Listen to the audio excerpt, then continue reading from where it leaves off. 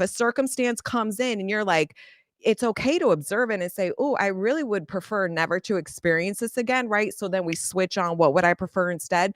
But a lot of people will give up their power because they'll look at the circumstance and they'll say, how did I create this? This is so unfavorable. I'm never going to get what I want. Look, nothing's working. My life's just getting worse. Says who? If you're determining that, then that's what you're going to keep manifesting. But that's you judging the middle.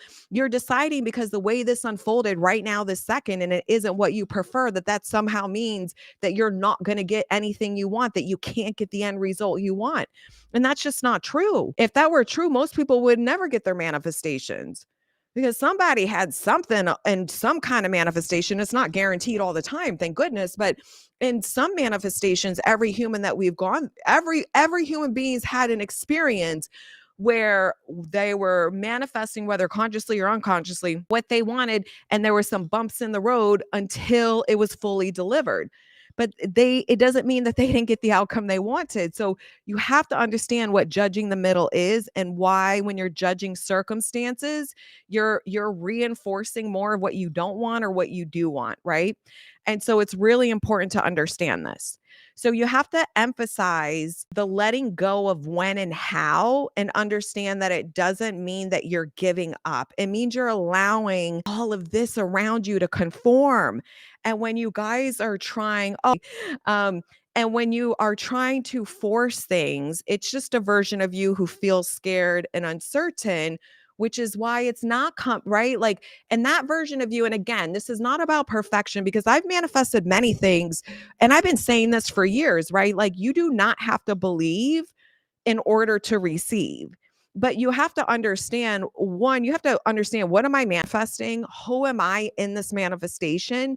Because if you have a pattern in your life where you show up and you believe you're fundamentally not worthy of it, while you're manifesting in what you want, it will not last. And the goal is to get the good, beautiful experiences we want and then to multiply them and sustain them and make them better and better and more expansive, right? We don't want to stay stuck in the same patterns over and over of calling something in and then losing it, calling it in and losing it. Money, love, jobs, it doesn't matter, whatever it is.